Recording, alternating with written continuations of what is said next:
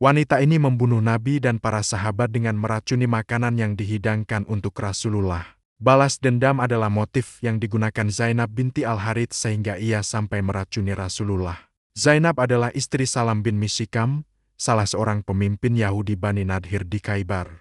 Ia memendam dendam yang mendalam terhadap pasukan umat Islam, terutama Rasulullah, karena telah membunuh suami, ayah, dan pamannya pada saat Perang Khaybar. Akhir tahun ke-6 hari, Rasulullah beserta pasukan umat Islam pergi ke Khaybar, sebuah wilayah yang terletak 150 km ke arah laut kota Madinah dan menjadi basis kaum Yahudi.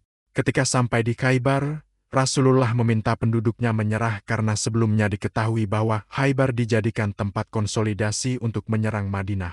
Namun, penduduk kaum Yahudi menolak seruan Rasulullah hingga akhirnya terjadi perang yang memakan banyak korban. Perang Khaybar diakhiri dengan perundingan damai antara kaum Muslim dan penduduk Khaybar.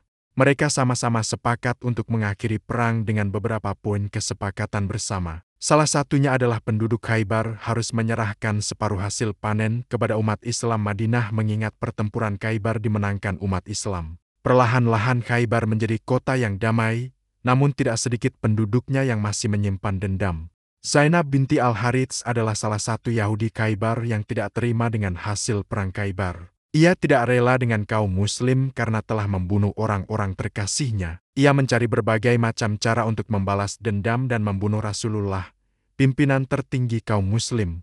Dikutip dari buku para penentang Muhammad So, Zainab binti Al-Harits mulai melancarkan rencananya setelah perundingan damai dijalankan dan kaum Muslim masih berada di Khaybar. Mula-mula ia bertanya kepada salah seorang sahabat perihal makanan kesukaan Rasulullah.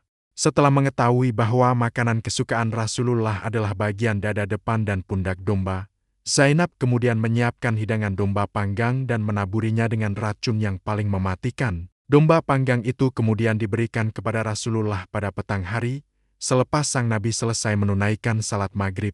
Awalnya, Rasulullah ragu, namun Zainab meyakinkan bahwa domba panggang itu adalah hadiah, bukan sedekah. Lalu Rasulullah menerima tanpa ada kecurigaan sedikit pun. Rasulullah bersama para sahabat memakan domba panggang tersebut dengan lahap. Hingga ketika hendak menyantap bagian paha depan, Rasulullah baru menyadari kalau hidangan itu mengandung racun setelah melihat kaki domba. Riwayat lain menyebutkan bahwa Rasulullah diberitahu oleh tulang domba yang berada di tangannya setelah mendapatkan wahyu Allah kalau makanan itu beracun. Sontak saja Rasulullah menyuruh para sahabat yang ikut makan domba panggang itu dibekam untuk mengeluarkan racun.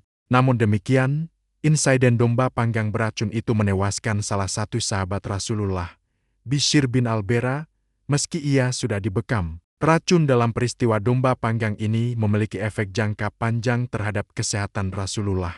Merujuk pada buku Sirah Nabawiyah karangan Al-Mubarakfuri, Rasulullah merasakan sakit yang sangat akibat racun dalam peristiwa Khaybar itu 1 hari sebelum hari wafatnya. Sekarang saatnya aku merasakan terputusnya urat nadiku karena racun tersebut, kata Nabi Muhammad SAW, seperti diriwayatkan Imam Bukhari. Setelah insiden Zainab binti Al-Harits menjadi orang yang paling dicari setelah insiden domba panggang beracun itu. Setidaknya ada 3 riwayat yang menceritakan keadaan Zainab setelah insiden maut itu. Pertama, masuk Islam.